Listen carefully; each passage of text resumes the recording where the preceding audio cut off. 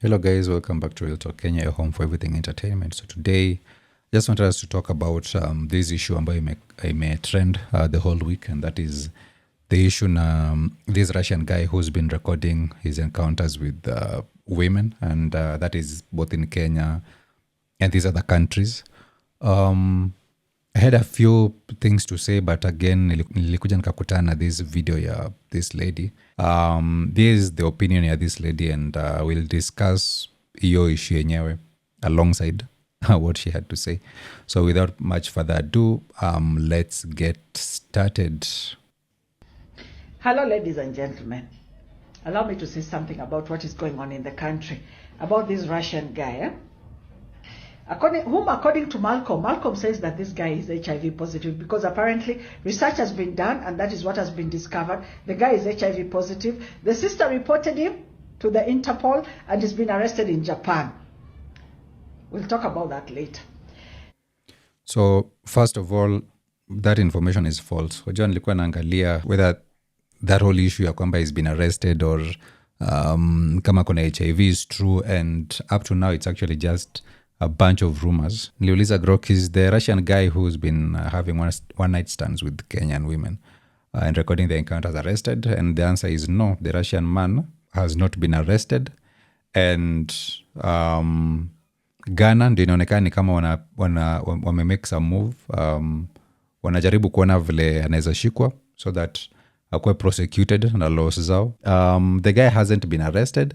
Some social media claims, especially on Twitter, say that he's been arrested by Interpol in Japan or elsewhere, often with dramatic extras, including HIV claims or uploading 400 plus videos. But these seem to be unverified rumors, satire, and misinformation. None are backed by reliable news sources like BBC, Citizen TV, Tuko, or official statements. There you have it, guys. The nigger hasn't been arrested up to this point. So wakati mnasema kwamba the guy kona AIDS ameshakuwa arrested and you don't have even anything to back that up, wajua vitu kama hizo ndio zinafanyaga as Kenyans tunakaga very gullible. I can see men all over social media, okay? They've come out. They're making a field day out of this. Men are out here talking, laughing about this, acting shocked, acting amazed. They're even gone on radio to talk about these girls. Let me tell you. I want to address the men before I address the women. If you're a man, kindly shut up. I would like to ask you, shut up, keep quiet, stop it. Stop it with this Russian guy and this lady. Nikisikia shut up nakumbuka tu shut up ya Pastor Nganga. Unafanya masturbation, shut up. But anyway. You understand? If you have a daughter, shut up. If you have a sister, shut up. If your firstborn, the firstborn in your family is a daughter, shut up. If at any particular point you've called your sister for a small loan, for school fees, for pocket money, for uniforms, for books, for food, for anything, ever, if your sister has ever supported you, shut up. If your sister holds your family, your mother is sick, your mother is old, there is no house, I don't know, she has no clothes, your father is a drunkard, your mother is just a laborer, or she's sick, she cannot work, your sister has stepped up, shut up. You understand? If you're a man that has frustrated orphans out here, shut up and wait for God to deal with you. Because you see these girls, you see this thing they're doing, this is survival. This is survival, and this is what this city is. That is what Nairobi is all about. Survival. And these girls have got no any other way. Because believe you me, without connections in this country, what do you have? You get a job, who will employ you? You understand? If your boss is a woman, she is paying you at the end of the month, shut up. If you know you have a wife, shut up. Because apparently there is a married woman, there are several married women in that story. Where were you? Are you a provider? Are you a priest? Are you really leading your family? Man. Oh my God, bro. Oh, hell no, man. What the fuck? That's a bunch of crap. Because ambayo you have to talk about stuff because ni the internet. We have to talk about it. Anything ambayo imekuja mneti, we'll talk about it any day. Number 2, this whole take is coming from me concept fulani ukiona mwenzako ananyolewa kichwa chako kitie maji kitu kama hiyo, ama sijui anze kupaka sabuni. Sijui wahenga pia walikuwa na zao. But this whole thing about shut up, no, we have to talk because number 1, it's a letdown. Kila msee ni gad wake. And what happened, first of all, I sympathize with all the women kwa hizo videos zote because they don't deserve that. At times tunajipatanga in situations zenye we really did not want to find ourselves in them. Ni bad luck too. So for every woman mwenye amejipata hapo manze,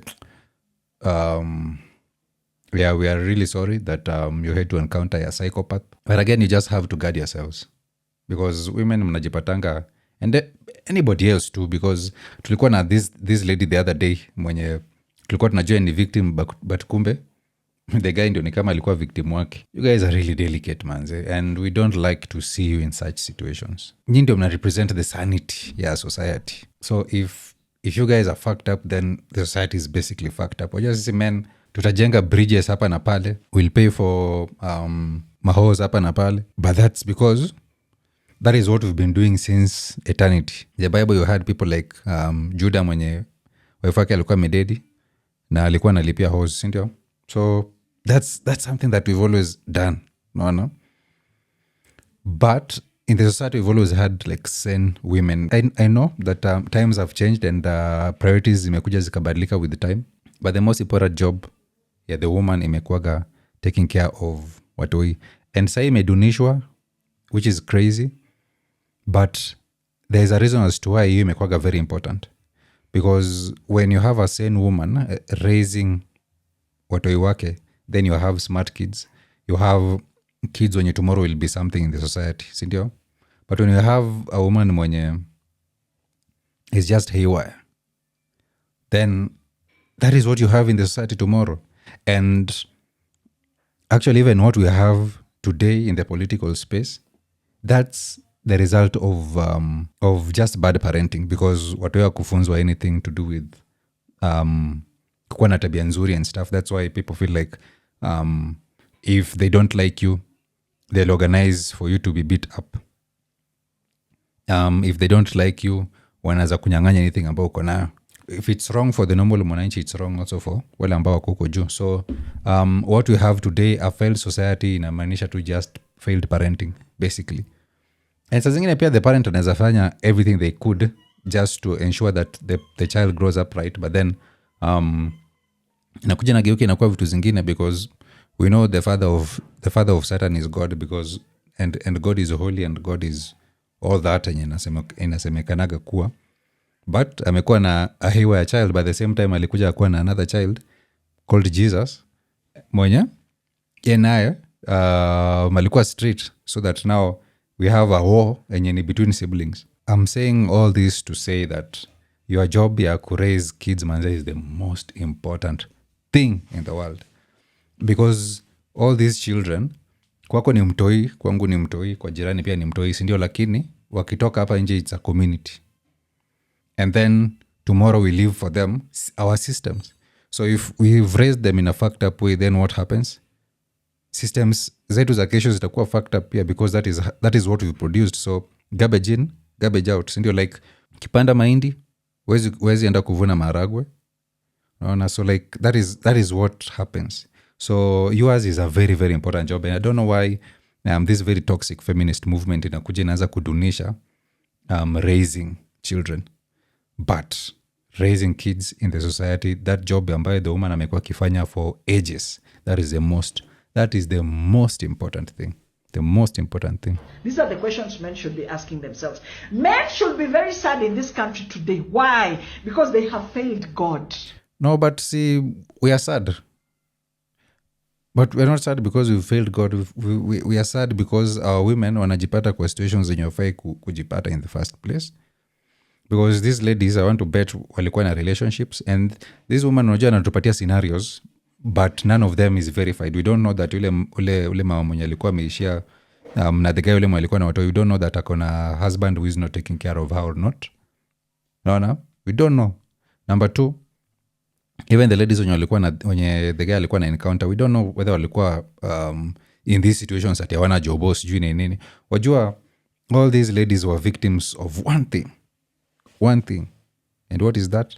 Waliona opportunity, wakaona manze siyo ni mzunye, pengine amesha cheki beshte yake ama wamecheki akina kodhe kwa social media kama wako na several wazunyes, and then wana feel like now this is my ticket out of poverty, this is my ticket to US, this is my ticket to Russia, this is my ticket out of this hellhole, sindio?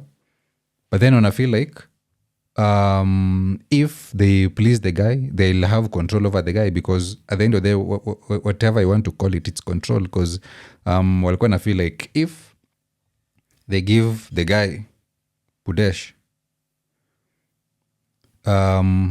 wata compel the guy to fly them out of Kenya, which is control. So walikuwa na feel like wanaweza control the guy na nini punane. So who is to blame now? Who is to blame? We have people. Life is difficult for everybody, whether when a boy child or girl child. Here too, just for the boy child, it's crazier because there are these expectations of us in the society. We are supposed to reach a certain age, look at your family from where you've come from, ensure that unapata jobo, ensure that unaelimisha mandugu zako na madada zako, ensure that you take care of your parents, sindio? And then you have your own life ambao unajaribu kulive, which is probably you're renting, because umekuja town, you're renting a house.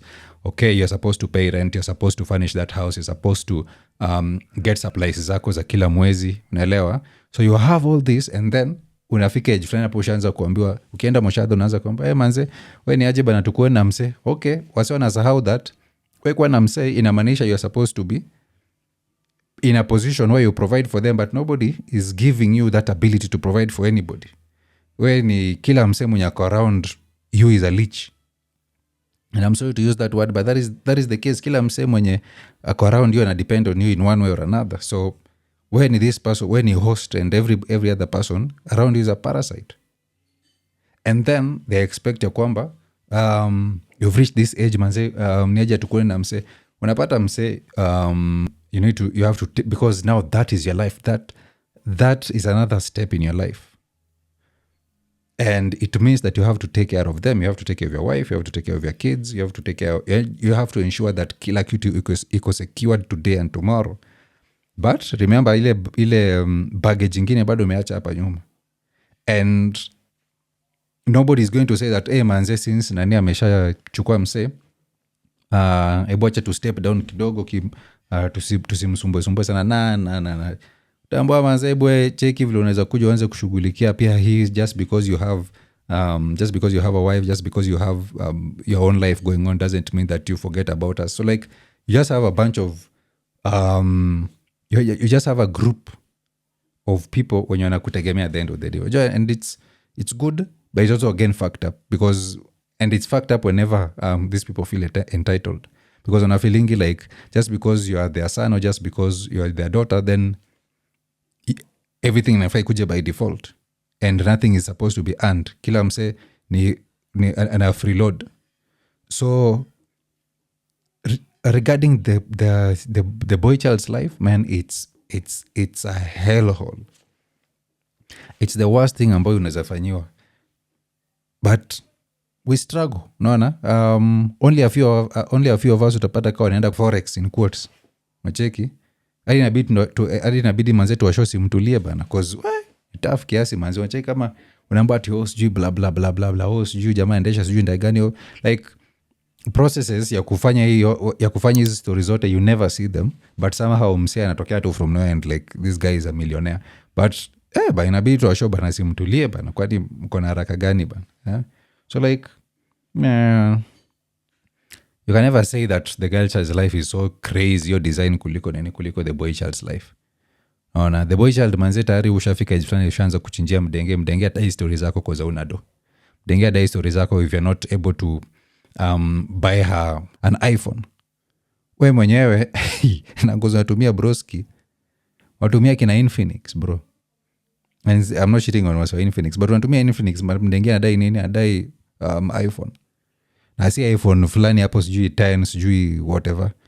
Denge anadai 16 17 18 nini hata 18 ndio inatokea. Kuna majamaa wanataka kuanza kupatiwa pressure just because wanacheck kama kuna mdenge fulani kwa Instagram ama TikTok mwenye akona that phone. So like you live in a society yenye the man is really going through shit, but we never talk about it, sindio? Because we've always had ourselves at the end of the day. Utaenda ulilie nani? Unaona, ni utachukua feelings zako, enda ulie kwa kitanda, enda ukojoa ulale manzi, because that's the best thing you can do in that kind of situation. So just because life is hard, does that mean that our society tuanze kuwa a bunch of hoes left, right and center? No. Like kuna kitu inatonga principles, and some point una decide that I can't do this, I can do this, I can't do this. Like where did principles go? Is it the man's fault that principles flew right through the window? Doesn't make sense at all. If they are orphans, they are struggling because there are brothers in that family who could not take care of them. These women that are surviving to feed their children, somebody impregnated them. So where are these men that impregnate? Again, these are just hypotheticals. Like there's nothing, hakuna mdenge yote mmeshatoka nje akasema kwamba this lady anasema that's the thing. Hiyo ndo stuff inanifanyikia. There's nobody who has really said that, man. There's nobody who has said that, man. There's nobody mwenye amesema any of that shit. Miss me with the whole ass shenanigans, my nigga. Absolutely. Them that have absconded their duties as fathers. You understand? Widows, orphans. And that's a shame. If you have a child mwenye 100% unajua vizuri wa kwamba you are responsible for, then you have to take care of that child. You just have to. You just have to.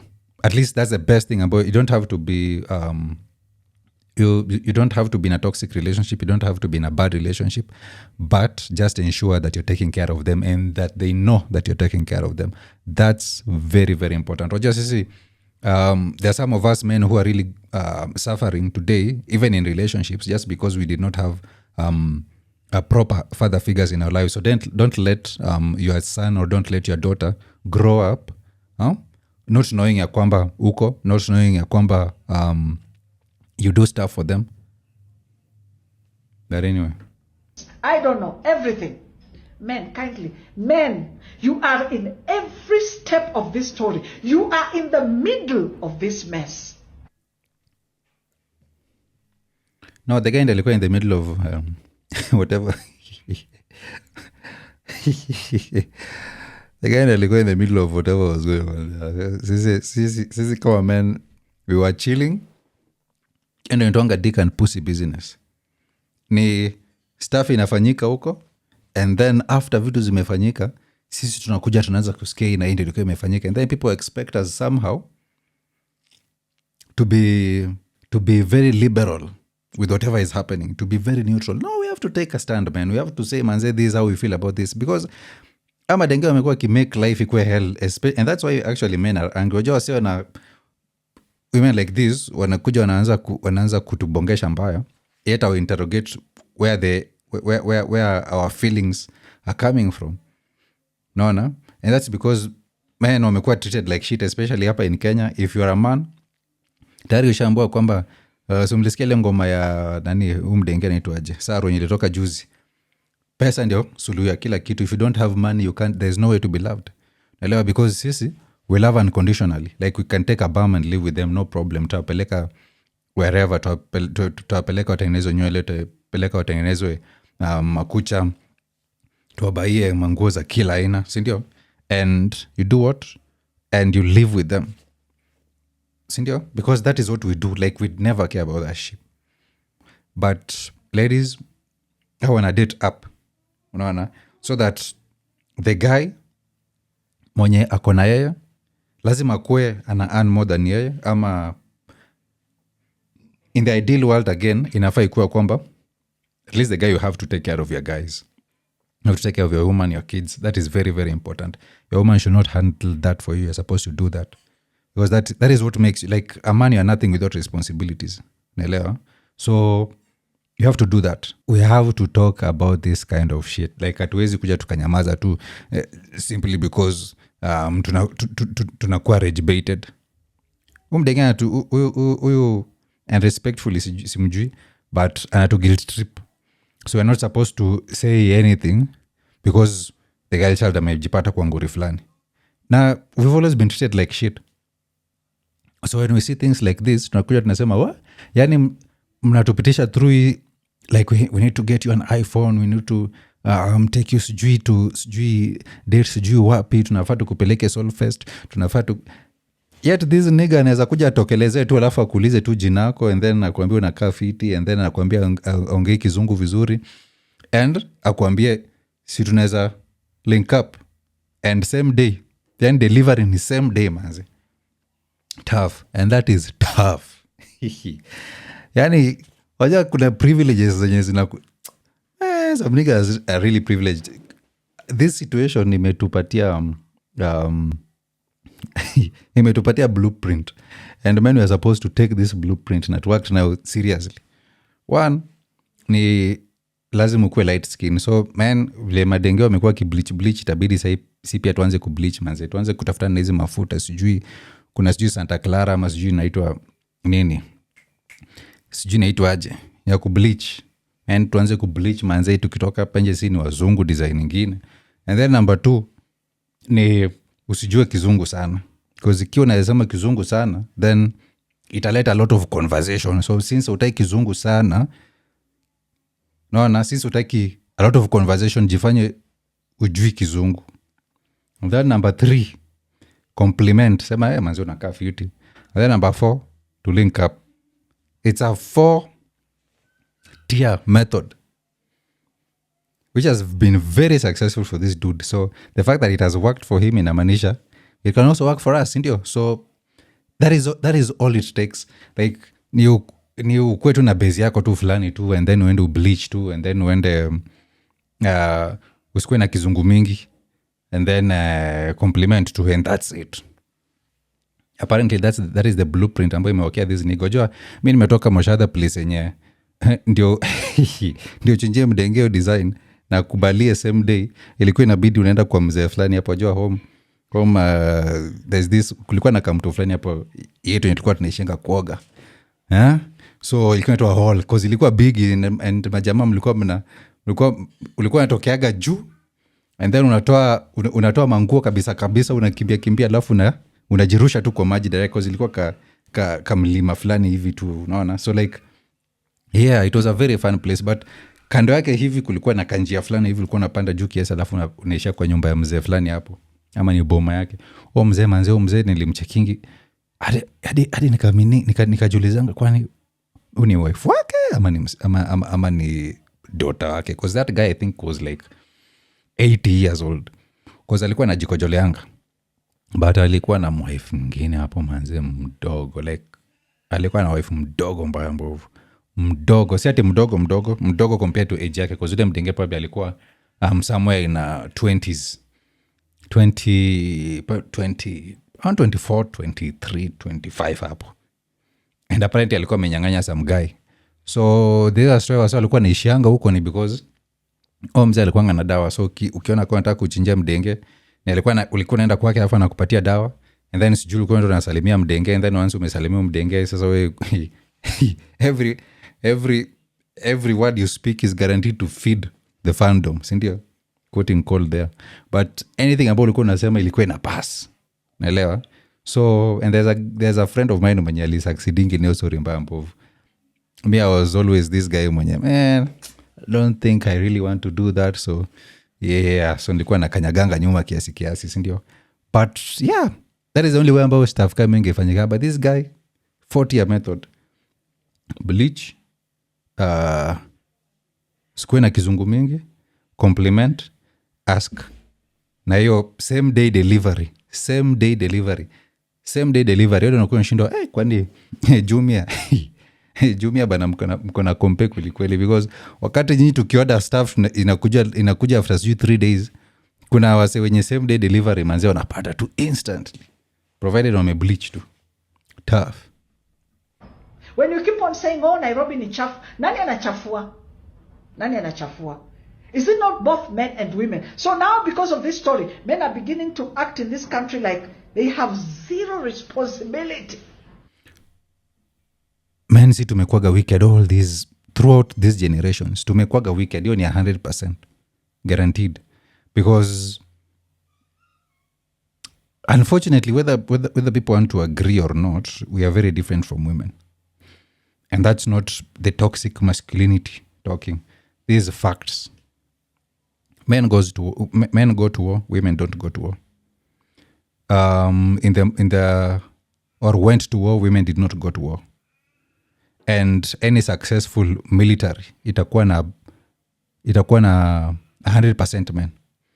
Kwa hizi zetu zenye ziko bit war, kutapata ka kuna probably around pengine 85 men, and then hao wengine women, si ndio? But that type of military cannot stand against 100% men who are fighting. Nyinyi mlicheki ile video ya Trump akikuwa nini akishutiwa ile time ya rally fulani. Yaani hadi mdenge akuwa anajua pale pa kutoa gun, yati contact kwa nini yake, kwa kiuno yake. Yeye atakuwa anajua hata kuitoa. So inafai kuonyesha nini, and this is like somebody who is trained.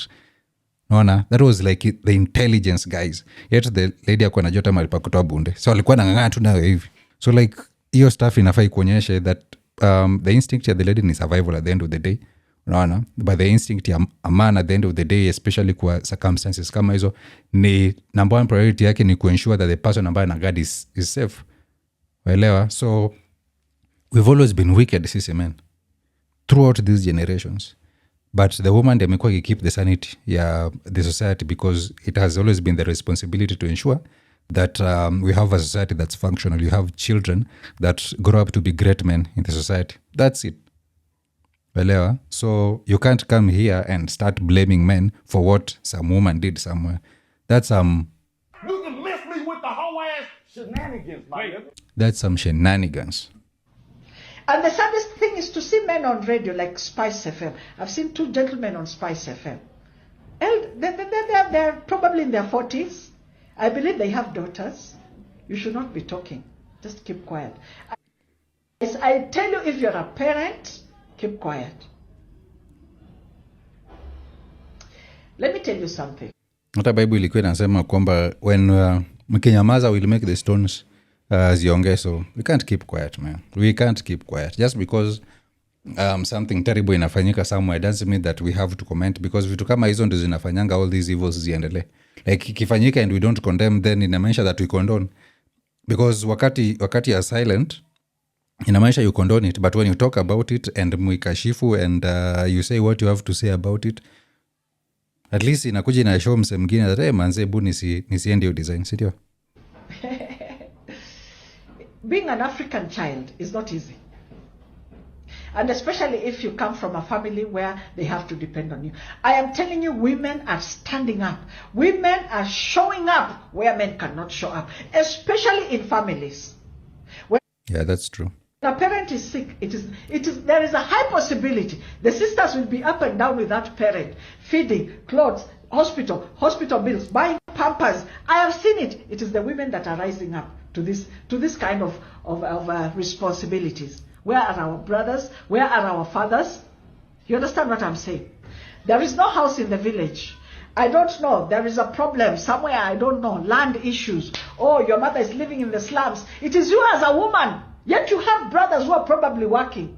But the moment they get married, they forget that they have responsibilities back at home. So it is you as a woman that will have to work hard and get your mom off the slums and build a decent home in the village. That's a very hypothetical. Yes, inafanyika kwingine, but you can't come here and generalize it just to prove a point that men are not standing up. Probably, or wherever it is that will get a piece of land. This thing, men are in the middle of all this mess, and please come into my comments and comment. You think I care? Do you think I really care? Unajua ikianza I was kind of okay now, but this is where the problem lies. Like ametoka from point of intelligence to being emotional. Ita ameshaanza kucheki comments before we even comment. That's tough. This age, at 54, as a firstborn daughter, I'm basically in charge of my father's family. Basically, let me just put it that way. What do you think we have not seen as women? But for you to come out and start laughing about this that hey ni malaya sijui nini wanafanya nini Nairobi ni chafu ni nani anachafua? These women are not sleeping with themselves. Me, I have no penis. You think I care? As I'm speaking like this, I have no penis to impregnate anyone. I have done my best. Where men have failed, women have risen.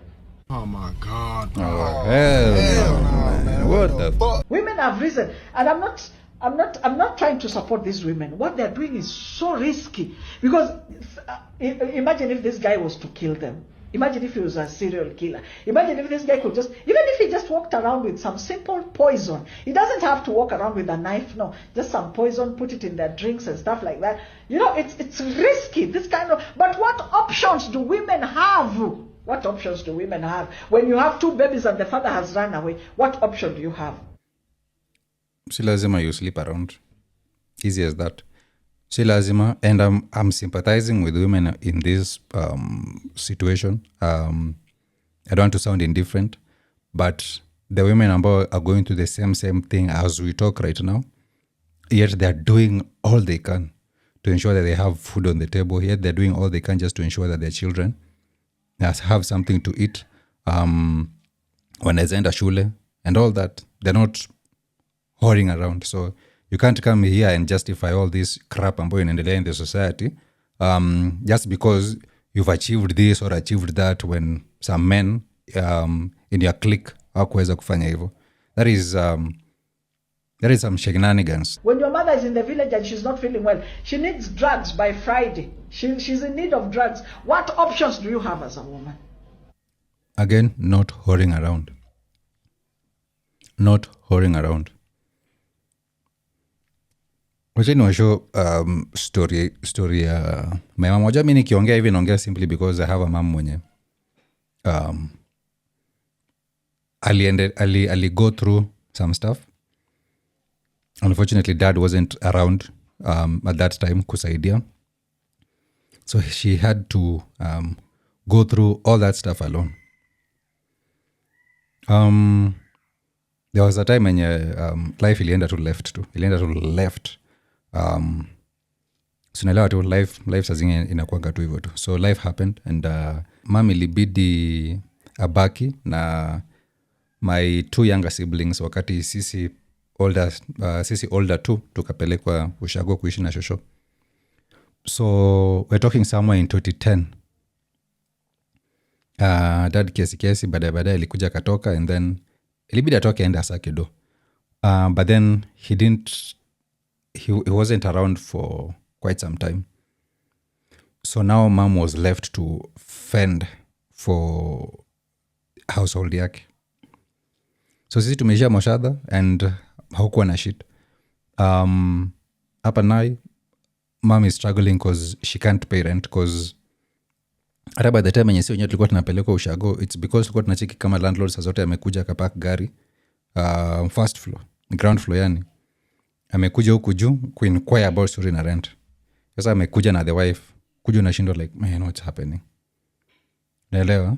So like life was just crazy. So ikabidi tukatoka kwa that house and then wakaenda kwa hao ingine, and then so now ikafika point yenye now stuff zinachukuliwa tu. Vitu zinachukuliwa tu. Landlord anafunga hao, ametoa kila kitu nje, mtoke mwende. Naelewa? So things have to be sold left, right and center. So that was the life and my mom had to live. Buda kwa around your time. Malikuwa ameisha kusaka do at that point, hata tujua kwa wapi. So sina tuko moshadha. So ilifika point yenye ikabidi mama ingilie mjengo. And at least during hiyo time, the mjengo world ilikuwa a bit open to women. So mom mwenye used to be a nurse at some point, ilibidi aingilie mjei. So and kwa mjei it's like alipata mse wa kumshikilia mkono. So walikuwa na install wire za stima. So she had to do that. Hiyo ndo alikuja karentisha house somewhere. Uko analipa I think around 6K or 7K. And then akafungua kibanda, so akaacha hiyo job ya mj, and then akaanza kufanya nini, akaanza kuuza wa kibanda. Na ujue hiyo time my younger brother ako shule, my younger sister pia ako shule. Up to date they are still struggling with your trauma, yeah, that whole experience. Just in it tulikuwa mashadha, we didn't know anything that was happening. So tulikuwa tunajua that they were okay. I actually remember tukifika home hiyo siku like tumeisha na fadhe usiku, and I remember celebration ya mwisho ilikuwa ya tarehe 1 ya 2010, and then so tumecelebrate 2010, that is from 30th of December of 2009, and then tukakaribisha mwaka mpya ya 2010, and then during the day fadhe kumbe ashaenda kabook gari, akatuambia manze, hivi ndio situation niko now, you guys are need to travel at least mwende mkae na show kidogo. Si hatuwezi oppose anything, so tukaishia. Nakwambia tulifikanga na fadhi around saa 7 jioni, around saa 7 usiku. So kudunda hivyo saa 7 uja tujajenga home, so ile design tunadozi hivi kwa kiti ya shosho. Remember dad telling me kwamba wacha ndeni niangalie pale ng'ombe inalala, and then nirudi. That conversation that was the last conversation I had with my dad during your time, and ilikuwa around saa 7, so ile unajiekele at least ulale, si ndio? Manze, the next time nikiona father was like 4 years, I believe 4 years 5 years later. So, and I remember that time me and my brother, like tulikuwa tumeshindwa kuadapt to your life ya home. So I remember even telling him, and we were actually discussing it, vile tunaweza ishia pale center pale gari za kwenda Nairobi zinakuaga, tuingie and then tujifiche chini ya kiti, so that tusiitishwe fare, and then tukae tu hadi tufike naye. So from vile tungefika kwa mom after tumefika naye, we did not know, because hata tujua naishi wapi hiyo time. But nile tu like ile kuvumilia tu manze, hizo masiku nasikia tiga niga ningepatwa na muhadhara tujichunge, no. And then like zile mangoma zinaku encourage, and then ingine manze inanifanyanga natoa machozi hadi leo nikikumbuka. It was from a distance, na na na na na, God is watching us, God is watching us. Hadi waleo sijata ni ngoma nani, but hiyo ngoma ilikuwa inalia kila siku, like at least ilitupatia some hope, unaona, hope for a better tomorrow. So we stayed there, tukasoma tukamaliza high school, tukarudi naye kuhustle. So yeah, so me by the time narudi naye kuhustle ndo nikapata kama mama kwa wapi, ako nayo kibanda yake au kwa hiyo nyumba yenye alikuwa amerentisha. So and sikuwa isikia hata fununu, and this is Nairobi definitely, kama kulikuwa na some crazy story ngukosha sikia kitambo sana, but there was no funny story by the time. Hata actually by the time nafika ilikuwa imefanyika kwamba like a year before ndio Fadhila alikuwa amerudi, waelewa. So you're seeing this mom who has to ensure that watoto wake 4 wote wanakula pale ambapo wameenda. She has to pay school fees for her studying children.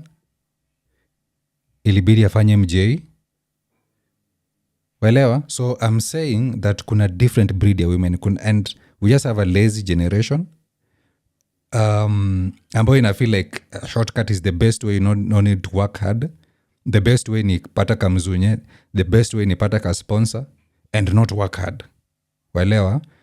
So we have that generation of women when you feel like that is the best way to approach such circumstances. And then you have another generation of women when wanajua you just have to work hard for it, darling, because without working hard, there is no way. There is no other way. I've already chosen this life and I have to live it with all its pros and cons.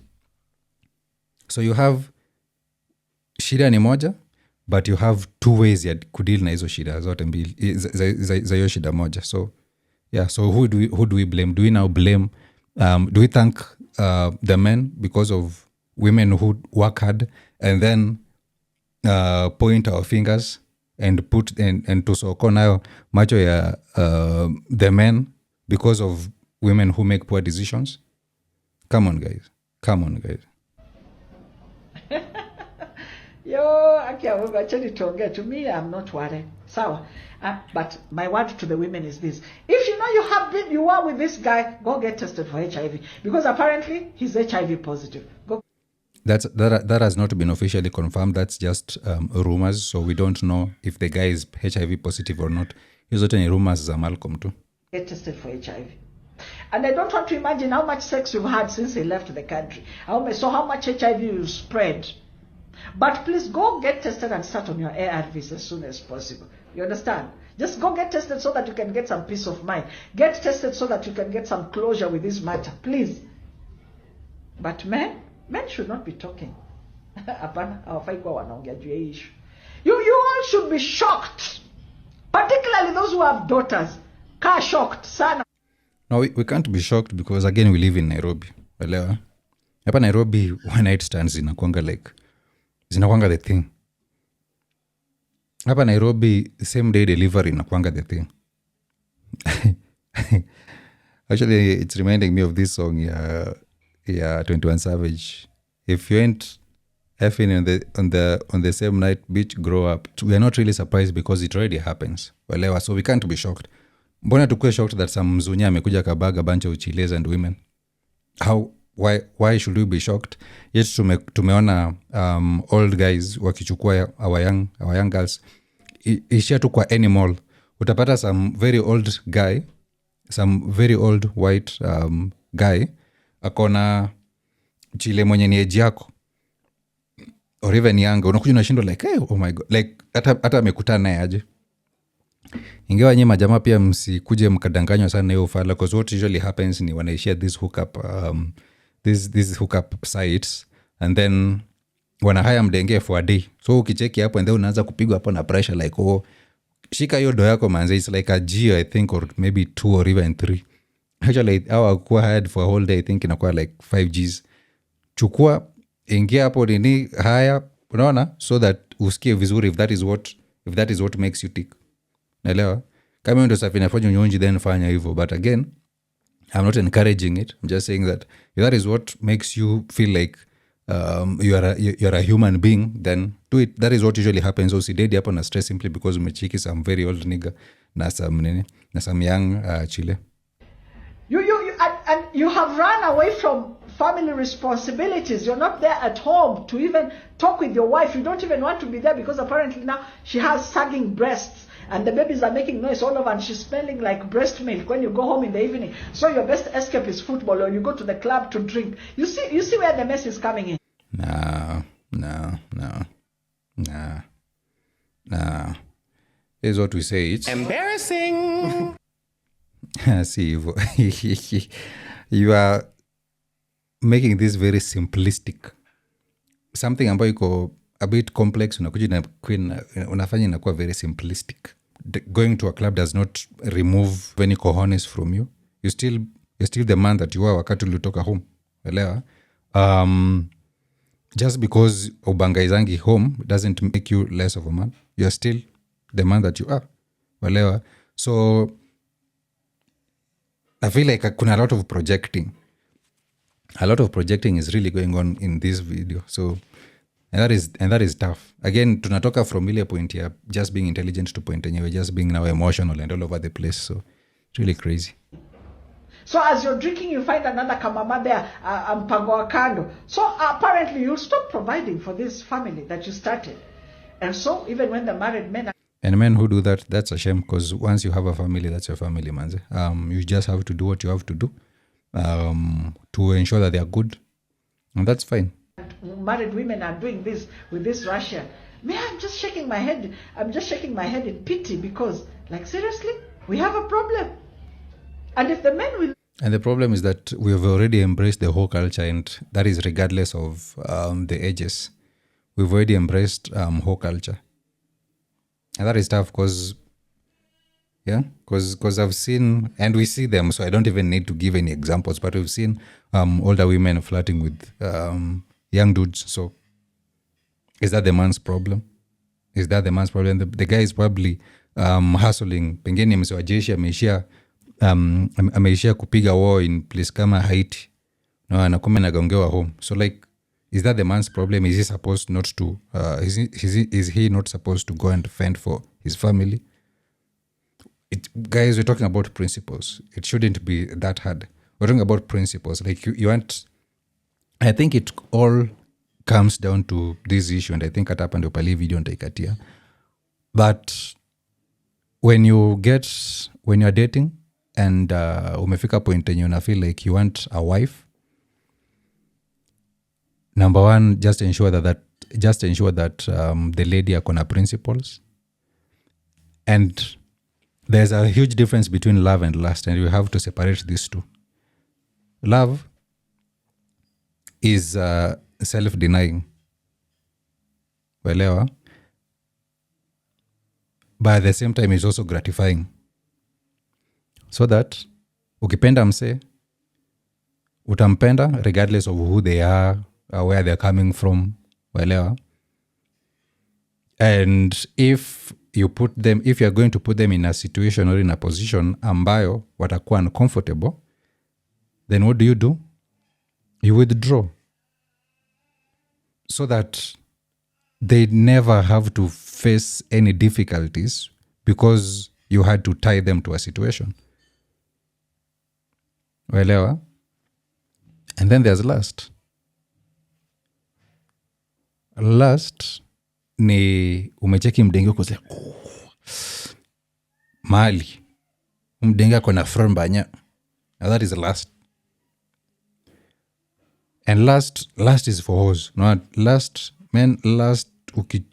whenever umecheki mdenge ukaja udenge kona frambanya, sijui blah blah blah blah.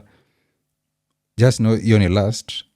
And what you want to do ni, if you have to, if there's no alternative, if there's no option, gonga your stuff, and then itakupatia post-nut clarity.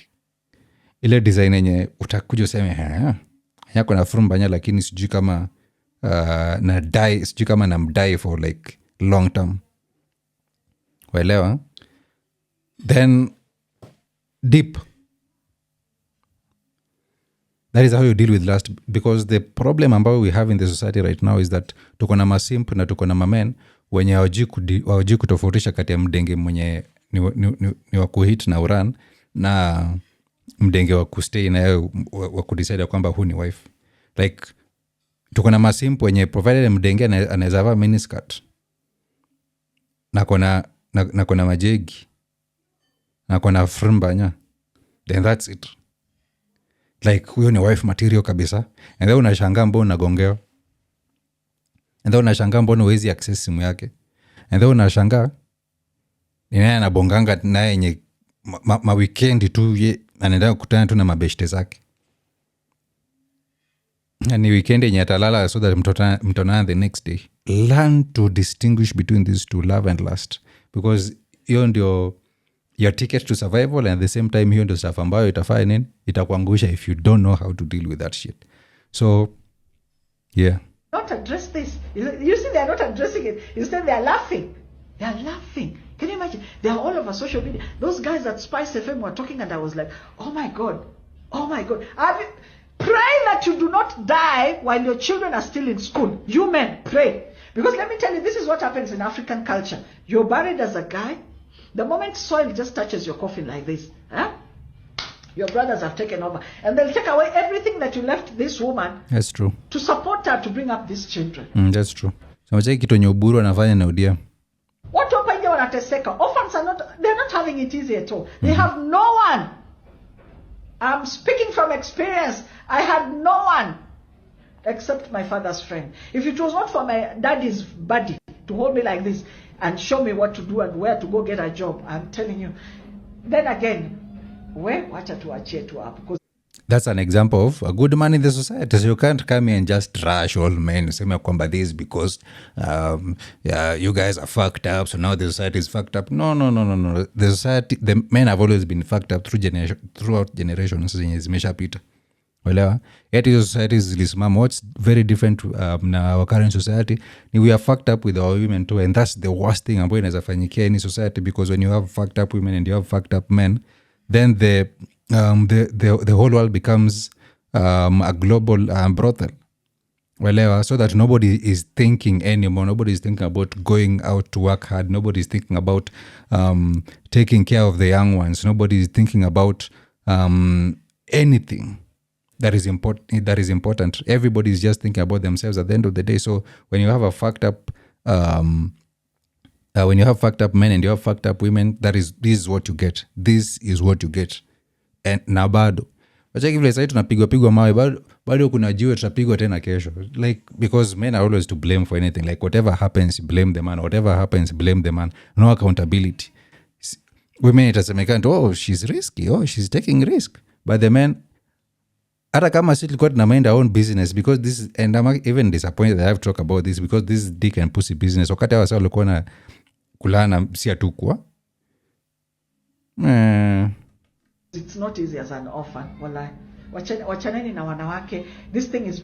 But are these women all orphans? Wajua ndo stuff inanishangaza. Like, let us not generalize. Let us not come up here with hypothetical situations. Let's talk about real stuff. Au madenge walikuwa orphans ama si orphans, au madenge wako na men ama hawana men, and their men are taking care of them or not, because kuna men wamegongewa in as much as they're doing their best to take care of their wives. So like, wezi kuja hapa and then really generalize your design.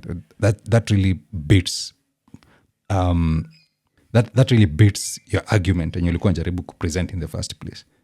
Very sad. What we should be doing is urging them to go get tested, urging girls not to come to the city. The other issue in hii pressure ya kuja tao, everybody is now in town. Even they have, kila mtu sasa amekuja tao, anataka double door fridge, anataka sijui 6 burner cooker. Everybody wants to live in an apartment. Yeah. Everybody wants to drive. Everybody. So Yeah. the question is, na pesa utatoa wapi? So pesa inatoka wapi? Yep. You have 3 kids, you're in the city, you have to feed them. You want to live an apartment, pay that apartment. Hauna job, hauna business, itakuaje? Yep. Kweli. It's true. Hiki kitu hata sio ya kuchekelea. If you're laughing at yourself. You fala unacheka nini? Hii sio kitu ya kucheka. Ili kitu kwanza ni sad sana. Na hiyo HIV yenye mnacheka hivyo huenda hata ikawa imekupitia wewe, if you're reckless, if you have reckless sex in this town. Hey, and have it's a true. lovely weekend. Yeah, that's true. Don't be reckless. Take care of yourself. Remember kwamba you have a lot to live for. If it's true that the guy akona ukedi, kuna wale ambao wameipata na naishi nao. Siku hizi kuna dawa at least, so you're not hopeless, you're not completely hopeless. So we meza tu dawa tu maze. Stay fit, enda gym siku zote. Stay fit, eat healthy. Yeah. And that is not the end of the world. But even if the guy hana ukedi, don't be reckless. That's the whole point of the situation yote. Especially women, you can't afford to be reckless. You cannot afford to be reckless. You cannot afford to be reckless. So, yep, that's it, guys. Hope you enjoyed. This is just my opinion. This is just me commenting on this stuff. You also have your opinions on shit. So kama una feel like maybe hii ingesemwa hivi ama ingekuwa addressed hivi, let me know your thoughts in the comments. And see you in the next video. Peace.